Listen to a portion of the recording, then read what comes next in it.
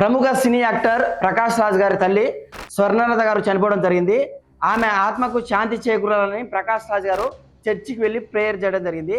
అయితే చాలా మంది నెటిజన్స్ ఏం కామెంట్ చేస్తున్నారంటే, నువ్వు ప్రతిసారి నాస్తికుడు నాస్తికుడు అంటావు కదా, మరి చర్చికి ఎట్లా వెళ్ళావు అని చాలా మంది క్వశ్చన్ చేయడం జరిగింది. దానికి కౌంటర్గా ఆయన ఏం ట్వీట్ రాశారంటే, మా అమ్మ క్రిస్టియన్, ఆమె నమ్మకం కోసానికి ఆమె ఆచరించిన మతం గురించి నేను గౌరవించి వెళ్ళడం జరిగింది. స్టిల్ నేను ఒక నాస్తికుని అని ఆయన చెప్పడం జరిగింది. సూపర్ ఆన్సర్ చెప్పారు సార్. ఇలాంటి విధవలకు మంచి గడ్డి పెట్టారు.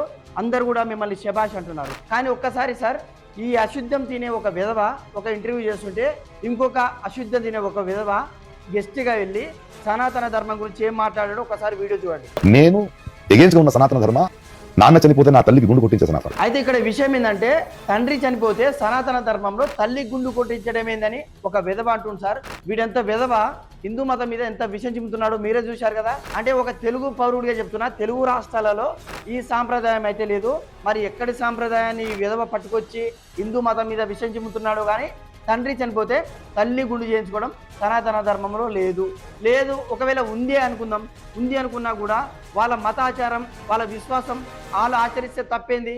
నువ్వు మీ అమ్మ క్రిస్టియన్ అయితే మరి వెళ్ళావు కదా, సేమ్ వాళ్ళు అక్కడ వెళితే తప్పే ఉంది. అంటే చాలా మంది ఇప్పుడు ప్రకాష్ రాజ్, అరే నీచుడా నికృష్టుడా, నువ్వు నీ క్రిస్టియన్ మతం చేస్తేనేమో శృంగారం అవుతుంది, మేము మా సనాతన ధర్మం చేస్తేనేమో వ్యభిచారం అవుతుంది, పైన కలరింగ్ ఏమో నీ నాస్తికులు అని చెప్పుకుంటారా విధవ అని చాలా మంది కామెంట్ చేశారు సార్. మరి దానికి మీరేం కామెంట్ చేస్తారో వేచి చూద్దాం.